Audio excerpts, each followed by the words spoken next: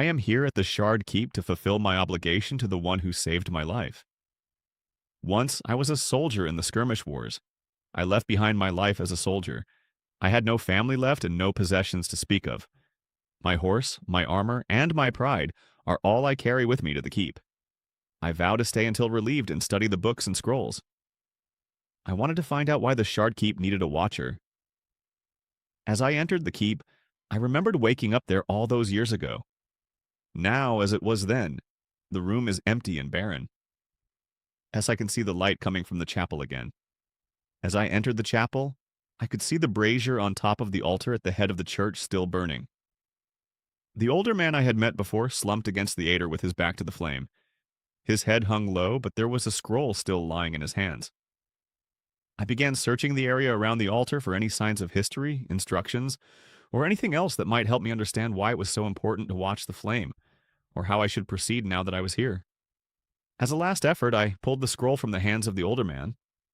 I found a diary of the days spent here in the keep, but the scroll was written by my predecessor rather than a tale from a watcher in the past.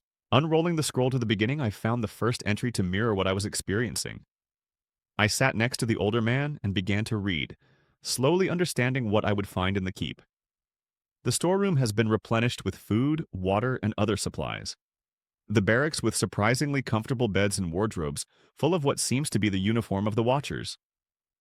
Finally, there was the vault, which was both a treasury, a library, and an artifact storage room.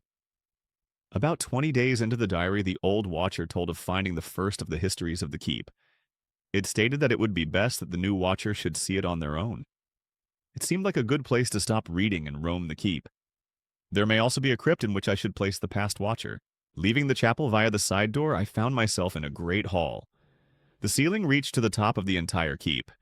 There were 6 fireplaces in the great hall. Torches were lit around the hall, too. A table that would have held over 20 people lined the center. The southern end of the north of the great hall was open as if a great dance or ball would happen at any time. There was space for musicians on the far end. A door to the east led into another hallway, this one lined with suits of armor and weapons on the walls. Only one fireplace was placed in the room, mirroring one in the grand hallway.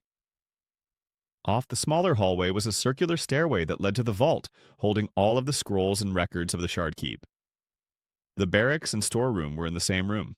The beds in the barracks called to me. The trip had been extended with a few nights spent in an inn. The beds were beyond comfortable for a barracks, and the night clothes were the softest wool I had ever worn. I decided it was enough for tonight and that all would still be there in the morning, including the old watcher.